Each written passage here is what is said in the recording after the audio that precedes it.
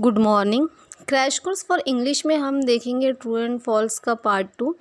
जैसे कि आप सभी जानते हैं और मैंने भी बताया था जो ट्रू एंड फॉल्स की पार्ट 1 की वीडियो है कि आपका जो बोर्ड एग्जामिनेशन का क्वेश्चन पेपर होता है 80 मार्क्स का, उसमें सेक्शन 1 प्रोज में एक सीन पैसेज होता है और एक अनसीन पैसेज होता है, और दोनों ही सीन और अनसीन पैसेज दोनों में ही क्वेश्चन 1 जो होता है आपका A1 क्वेश्चन, इसमें हमेशा ही ट्रू और फॉल्स या फिर arrange the jumbled order sentences वाला क्वेश्चन पूछा जाता है 2 मार्क्स के लिए कंपलसरीली। तो इसके लिए हमने जो लेसन 1 से 4 तक के ट्रू एंड फॉल्स इसके पहली वाली वीडियो में देखे थे। अभी हम 1.5 से लेके 1.8 तक के इस वीडियो में देखेंगे इंशाल्लाह, तो बने रहिए लास्ट तक के। तो देखते हैं क्वेश्चंस। क्वेश्चन 1 है, state whether the following statements are true or false, correct the false statements. तो 1.5 यूनिट आपका है द न्यू ड्रेस। इसमें फर्स्ट वन है, Mabel was not at all confident when she went into the room. ये true है। Mabel वैसे ही बहुत confuse और बहुत शाय भी हो रही थी और उसको अपने ऊपर ही कॉन्फिडेंस नहीं था कि उसका ड्रेस पुराना है या आउटडेटेड, उसको ऐसा लग रहा था।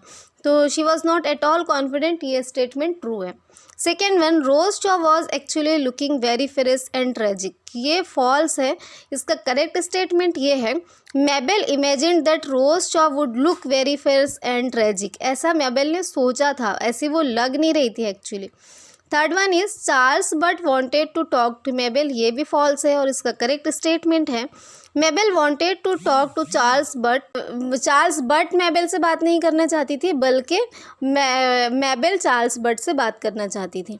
Fourth one is Charles but told मेबल that she was looking charming, ये भी फॉल्स है। ऐसा तो मेबल ने सोचा था, चार्ल्स बट उससे कहेगी कि वो बहुत क्यूट लग रही है, चार्मिंग लग रही है, लेकिन ऐसा एक्चुअली उन्होंने कहा नहीं था। नेक्स्ट लेसन है आपका इन टू द वाइल्ड 1.6 वाला जो है। तो देखते हैं इसका first question, the narrator had made notes of the langurs in the region, ये फॉल्स है। इसका करेक्ट आंसर है, the narrator had made notes of the birds in the region, langur नहीं, वहाँ पे बर्ड्स है। Second one is, one has to be really alert while walking in the jungle, obviously ये true है, one has to be really alert while walking in the jungle. Third one is the leopard was petrified, ये भी false है, यहाँ पे leopard नहीं langurs आएगा, the langurs were petrified. Fourth one is there was a lot of noise in the jungle, obviously जंगल में तो noise काफ़ी होते ही है, सब परिंदों और जानवरों की आवाज़ आती है। Next one is earlier Shaz was in the field of finance, ये true है। Sixth one is the writer saw the fight between the two leopards, ये फॉल्स है, यहाँ से आपको कंफ्यूज नहीं होना है। राइटर ने पहले देखा था कि वहाँ वो लेपर्ड बैठा है और दूसरा लेपर्ड है वहाँ पर, और फिर बाद में उसने दूसरे दिन ये देखा था कि वो जो ओल्ड लेपर्ड है तो उसको वो पूरा ज़ख्मी है, लेकिन उसने उन दोनों को लड़ाई करते हुए नहीं देखा था। तो ये सेंटेंस फॉल्स है कि the writer saw the fight between the two leopards, और correct statement is the writer did not see the fight between the two leopards. Next one is the photographer of the old leopard made Shaz famous, ये भी false है। The photographer of the young leopard made Shaz famous, जो young leopard की photograph ने इसे famous बनाया था। Next one is Saya is black panther, ये ब्लैक पैंथर का नाम साया रखा था इसने, ये ट्रू है। फिर उसके बाद में नाइन्थ वन, BCRTI यानी buffer conflict resolution trust India was founded out of the genuine urge to conserve the habitat of the wildlife. देखिए इसमें कंफ्यूज नहीं होना है बिल्कुल, बहुत सारी जगह इवन आप इंटरनेट पे भी देखेंगे तो ये स्टेटमेंट फॉल्स लिखा है, क्योंकि वो जो आपके बुक में सेंटेंस दिया है उसमें ऐसा लिखा है, it is an agency that educate villagers who live on the fringe of the forest and so. तो लेकिन तो जिन लोगों ने इसको फॉल्स लिखा है वहाँ पे उन्होंने उसको ट्रू करके इस तरह से लिखा है, करेक्ट स्टेटमेंट उन्होंने इस तरह से लिखा है कि it is founded out of the genuine urge to educate the people, village people, लेकिन अल्टीमेट इसका जो एम है वही यही है कि conserve the habitat of the wildlife, तो इसलिए ये स्टेटमेंट ट्रू है।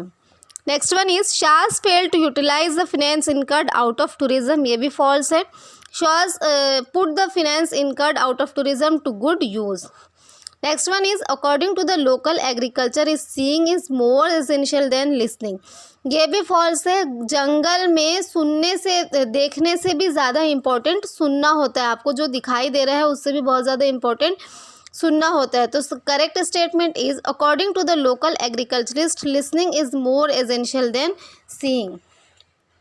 Next one is there was no specific buffer zone around Nagarhole. वहाँ पे कोई भी स्पेसिफिक बफर जोन नागरहोल में नहीं था। ये तो बाद में शाज ने इसका प्रोविज़न किया, तो ये स्टेटमेंट भी ट्रू है। नेक्स्ट आपका लेसन है वाई वी ट्रेवल, 1.7 है ये।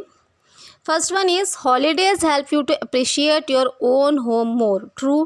Next one is tourism can also review cultures, obviously true.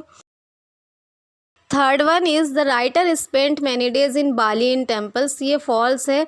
Writer ने बाली में नहीं, तिब्बत के टेम्पल में अपने दिन गुजारे थे। तो correct statement is the writer spent many days in Tibet in temples.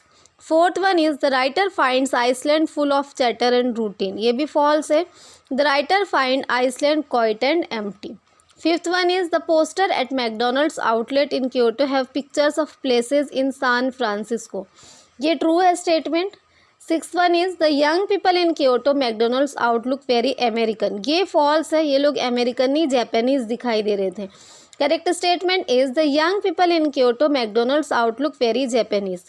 Seventh is the writer was born in America, ये भी फॉल्स है। राइटर अमेरिका में नहीं, इंग्लैंड में पैदा हुए थे। So the correct statement is the writer was born in England. Next one is cities like Sydney and Toronto are a mix of many cultures, ये स्टेटमेंट ट्रू है। Next lesson है आपका जो कि लास्ट वन भी है, 1.8 voyaging towards excellence. इसमें first one is the writer did not like mathematics and science, ये फॉल्स है। लेसन की तो शुरुआत ही यहाँ से हुई थी कि राइटर को मैथमेटिक्स और साइंस से बहुत प्यार था। The correct statement is the writer loved mathematics and science. Second question is the writer studied mathematics and science only for scoring maximum marks in exam, ये भी फॉल्स है। राइटर ने सिर्फ स्कोर करने के लिए पढ़ाई नहीं की थी, बल्कि जो उसकी इनहेरेंट ब्यूटी थी सब्जेक्ट की, वो उसको महसूस करना चाहते थे, उसको अप्रिशिएट करना चाहते थे। So the correct statement is the writer studied mathematics and science not only for scoring maximum marks in exam but also because he appreciated their inherent beauty. Next question is the writer's skill at solving problems helped him in his IIT entrance exam, very true. Fourth one is the writer scored 100% marks in mathematics in every examination he appeared, ये false है। उनको maximum exam में 100% marks मिले, लेकिन हर एक exam में नहीं मिले। एक दो पेपर ऐसे भी रहे, एक दो एग्ज़ाम ऐसे भी हुए जिसमें उनको 100 मार्क्स नहीं मिले, 100% मार्क्स नहीं मिले, एक दो मार्क्स उसमें कम हुए। So the correct statement is the writer scored 100% marks in mathematics in almost all the examinations he appeared for. In almost all the वहाँ पे लिखना है, एवरी की जगह।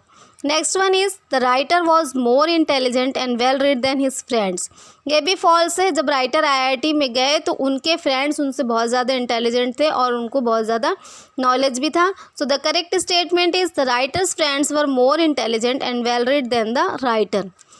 Sixth one is the writer's group was interested in many things, ये answer true है।